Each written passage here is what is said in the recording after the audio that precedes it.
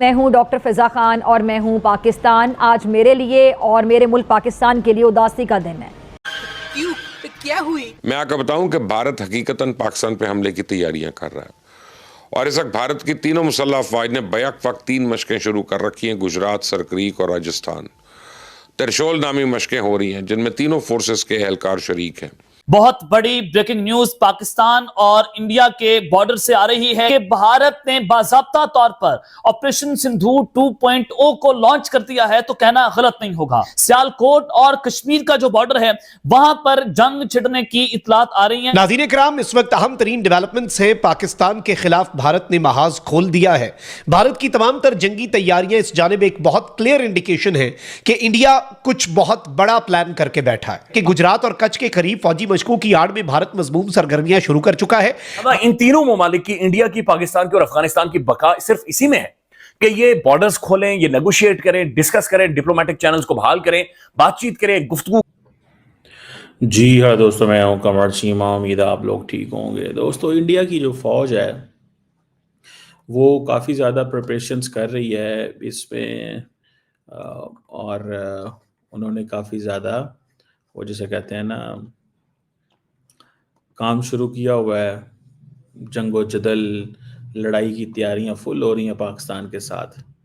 और ये एक सप्ताह शक्ति कमांड जो है इनकी, to whom they call as I think western command. और ये जनरल साहब हैं, इन्होंने जो बातें की हैं बड़ी इंटरेस्टिंग बातें हैं। आई थिंक इनका नाम है जनरल मनजिंदर सिंह साहब। ये कमांडर हैं और आर्मी कमांडर हैं।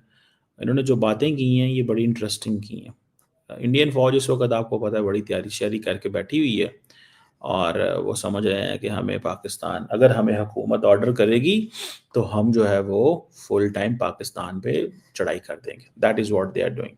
ये ज़रा सुनिएगा जनरल साहब को, मैं कुछ और चीज़ें भी आपको दिखाता हूँ। ये जनरल साहब क्या कह रहे हैं। He is saying something very important. अब यहाँ पे आए हैं हमारी एक्टिविटी को देखने, और ये एक्टिविटी आप जो देख रहे हैं ये आज की जो नई हमारी न्यू नॉर्मल है उसके ऊपर ये बनाया गया है। क्योंकि न्यू नॉर्मल के मुताबिक कभी भी हमारे देश के अंदर आतंकवादी हमला होगा तो उसको एक लड़ाई का एक्ट माना जाएगा। और आर्मी इसका मतलब है कि हमारे को हमेशा उस लड़ाई के लिए तैयारी रहना है और उसके लिए जवाब देने की कार्रवाई के हमारे को काबिलियत पूरा करना है। इसके अंदर बहुत सी नई टेक्नोलॉजी। पहली बात, कोई भी act of terrorism is act of war. तो वो बात कि अगर दहशतगर्द कश्मीर के अंदर या किसी और शहर के अंदर कोई एक्टिविटी करते हैं तो इंडिया पाकिस्तान पे हमला कर देगा। ये है सारा बेसिकली क्रक्स। ठीक है जी, इस चीज को समझने की जरूरत है। सो इस चीज को, ये जो इनकी जो क्या नाम है इसका, सप्ताह शक्ति कमांड जो है, इन्होंने जो इंटीग्रेटेड एक्सरसाइजेस की हैं, बीकानेर एक एरिया है उनके अंदर वहाँ पे, और लेफ्टिनेंट जनरल मजिंदर सिंह साहब बोल रहे थे कि जी हमने integrated fire and manoeuvre exercises की हैं और इनके डिफरेंट फायरिंग रेंजेस हैं एंड ऑल दैट। गनर्स ने और बाकी लोग जो हैं बड़े हाई लेवल की हुई है। तो वो कह रहे हैं कि अब जंग है हमारी पाकिस्तान के साथ, क्योंकि हमें पॉलिटिकल गवर्नमेंट ने कह दिया जंग है।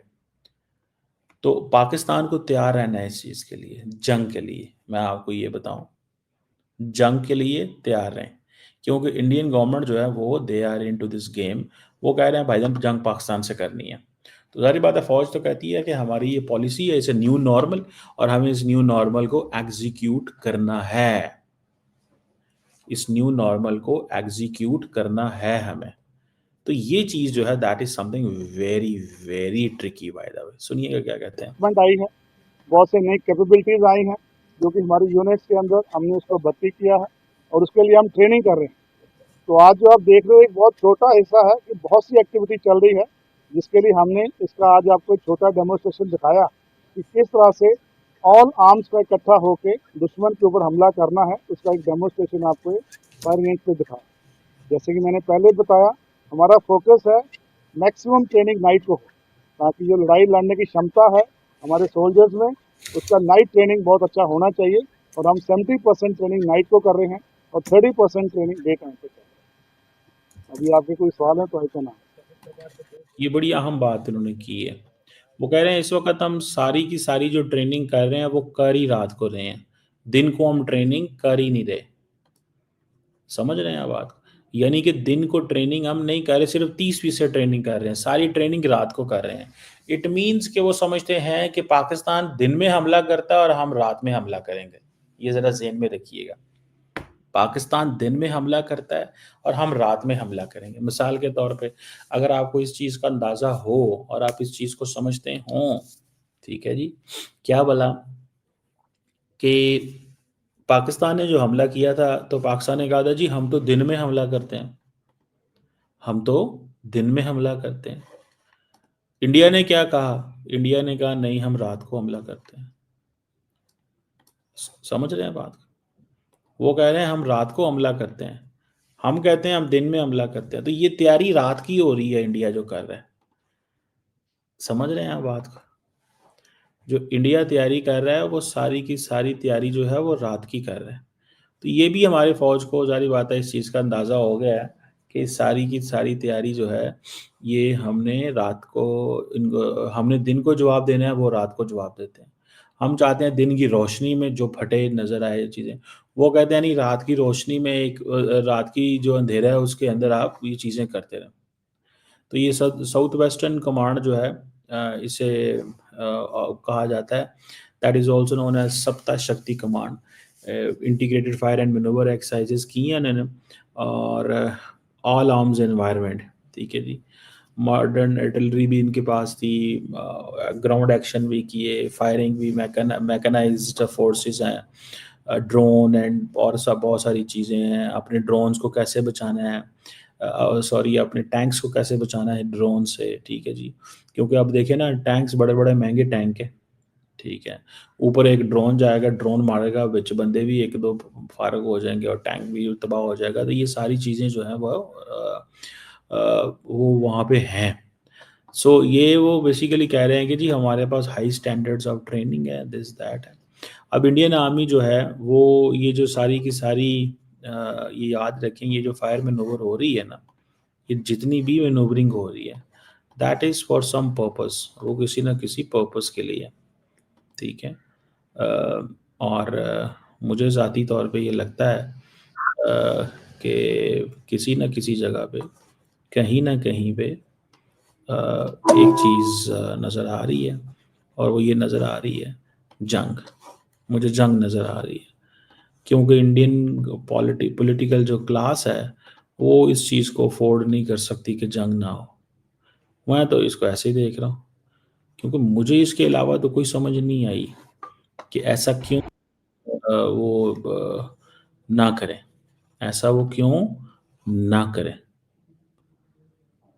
मतलब उनको ऐसे लग रहा है कि वो समझते हैं कि जंग इज़ नेसेसरी एट एवरी, हर कीमत पे जंग होनी चाहिए। क्योंकि अब देखें, जो दहशतगर्दी के वाक़यात हैं वो पाकिस्तान या इंडिया के कंट्रोल में तो नहीं होते। अब कश्मीर के अंदर क्या होगा हमारे कंट्रोल में तो नहीं है, ठीक है। इंडिया जो है वो अगर पाकिस्तान के अंदर दहशतगर्दी का वाक़या करवाना चाहे, ठीक है, तो वो खुद तो नहीं करेंगे, वो सारी बात है, उन्होंने कोई ना कोई किसी को लगाया होता है। तो अब उस चीज़ के लिए पाकिस्तान और इंडिया जब तक बैठ के बात नहीं करते, इंगेज नहीं करते, तो इट मीन्स कि न्यूक्लियर आर्म्ड नेशन जो हैं they are on the verge of the war. इस चीज़ को ज़हन में रख लें, they are on the verge of the war, ठीक है जी। वो जैसे कहेंगे ना, एक ऐसी सिचुएशन है जिसको हमें हर कीमत के ऊपर मैनेज करना है, ठीक है जी। अब किस तरह मैनेज करना है, क्या मैनेज करना है, क्या होगा, कैसे होगा, आई डोंट नो। लेकिन एक चीज़ बड़ी क्लियर है कि जंग होगी। मैं frankly speaking this is what I understand. और इन्होंने ये फ़ैसला कर लिया है कि पाकिस्तान को हमने कहीं ना कहीं पे पाकिस्तान की अफवाज को और पाकिस्तान की आवाम को मसरूफ़ रखना है। ये याद रखें, ये मसरूफ़ रखने वाली बात होती है कि पाकिस्तान को मसरूफ़ रखो। और दूसरा, ये जो इंडिया और पाकिस्तान की लड़ाई हुई है ना, इसमें एक चीज़ बड़ी इंपॉर्टेंट हुई है। इंडियंस ये समझते हैं कि नैरेटिव वो नहीं बना जो हमें हमारा बनना चाहिए था। वो नैरेटिव नहीं बना जो हमारा नैरेटिव बनना चाहिए था। वो नैरेटिव दोबारा बनाने के लिए ज़रूरी है। वो नैरेटिव दोबारा बनाने के लिए ज़रूरी है। इस चीज़ को समझें। वो नैरेटिव वो बनाना चाहते हैं हर कीमत के ऊपर। कैसे बनाएंगे, क्या बनाएंगे, क्या करेंगे, दैट इज़ अनदर सवाल। लेकिन मैं आपको एक बड़ी गारंटी से चीज़ कह रहा हूँ कि ये इतने बड़े पैमाने पे एक्सरसाइजेज जो है ना, these exercises will not go in when. ये वो नहीं जाएंगे उसमें, इसका कुछ ना कुछ। और ये तो ज़मीन पे हो रहा है ना भाई, आसमान पे क्या हो रहा है, नेवी में क्या हो रहा है, आसमान पे क्या हो रहा है, नेवी पे क्या हो रहा है, उसका तो अभी समझ ही कोई नहीं है। ये जो ऑल आर्म्स एनवायरनमेंट के अंदर इन्होंने किया है, modern artillery system, mechanised forces, comprehensive counter drone, counter unmanned aerial vehicle system, सारे लगाए। हमारी ये फौज भी बैठ के देख रही है ना, फौजों को, जो हमारी फौजों को समझ आ रही है इस वक्त, जो हमारी फौजों को समझ आ रही है इस वक्त, वो देख रहे हैं सारा। हमारी फौज भी देख रही है कि हमें बेसिकली किस तरह चीज़ों को लेके चलना है, क्या क्या करना क्या है, ठीक है, कैसे माहौल को। हमारी एयरफोर्स भी देख रही होगी, नेवी भी, आर्मी भी, सब देख रहे हैं इंडियंस को इस वक्त। अब वो कह रहे हैं कि जी हमने वो जो सिनर्जी थी combat and combat support arms के बीच में, और जो इंडिजिनसली मैन्युफैक्चर्ड प्लेटफॉर्म्स हैं जो आत्मनिर्भर भारत इनिशिएटिव के तहत इन्होंने किए, मिसाल के तौर पे अटैक हेलीकॉप्टर्स हैं, आर्टिलरी गन्स हैं, फिर इनके T-72 टैंक्स हैं, और इस तरह की चीज़ें हैं। फिर integrated intelligence, surveillance, reconnaissance architecture, पूरे का पूरा इन्होंने जो अपनी आत्मनिर्भर भारत में वो किया। और सबसे बढ़ के ये हमें दिखा, ये नॉन काइनेटिक रहे हैं, करनी सारी गेम इन्होंने नॉन काइनेटिक में। मैं आपको ये बताऊं, ये मैं आपको बता सकता हूँ कि कैसे चीज़ों को देखिए। इतना बड़ा मुल्क, इतनी बड़ी फौज, इतने बड़े रिसोर्सेस, और नैरेटिव आपके कंट्रोल में ना हो,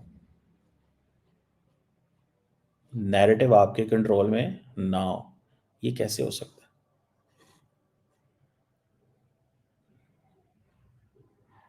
नैरेटिव आपके कंट्रोल में ना हो, ये कैसे मुमकिन है यार? How is this possible? How is this possible? तो वो नैरेटिव अपने कंट्रोल में रखना चाहते हैं हर कीमत के ऊपर, जो भी हो, जैसे भी हो, तो जो भी हो और जैसे भी हो, वो नैरेटिव अपने कंट्रोल में रखना चाहते हैं। अपनी मर्जी से वो चीज़ें करना चाहते हैं। और वो नैरेटिव कैसे कंट्रोल में आएगा? वो नैरेटिव इस तरह कंट्रोल में आएगा कि चीज़ें जो नैरेटिव बन चुका है उसको अनडू करना पड़ेगा। सुन रहे हैं आप? उसको सारे को अनडू करना पड़ेगा। ये पॉइंट, लेट्स सी इसमें वो क्या खैर क्या नहीं आता है इसमें, आई डोंट नो। जो मैं व्हाट आई सी, जो मुझे नज़र आता है वो यही है कि पाकिस्तान को कहीं ना कहीं पे पूरे का पूरा जो नैरेटिव है, इसको कैसे वो अपने उसमें लेके आना है कि हम ये कहें कि हाँ यार ये चीज़ जो है ना, पाकिस्तान ने ये गलतियां की हैं। सो द डिबेट जो है ना वो शिफ्ट होनी चाहिए इस डायरेक्शन में। डिबेट शिफ्ट होनी चाहिए इस डायरेक्शन में। समझ रहे हैं आप बात? ये है पॉइंट। तो मैं तो इसको इस तरह देखता हूँ। अब देखते हैं कि इंडियन फौज जो है वो क्या करती है। ये जो जनरल साहब हैं, इन्होंने ये जो बातें की हैं कि हमारी गवर्नमेंट ने हमें ये कहा है कि हम पे अगर हमला होता है तो ये बेसिकली क्या है, ये एक्ट ऑफ वॉर है। अगर टेररिज्म का हमला होता है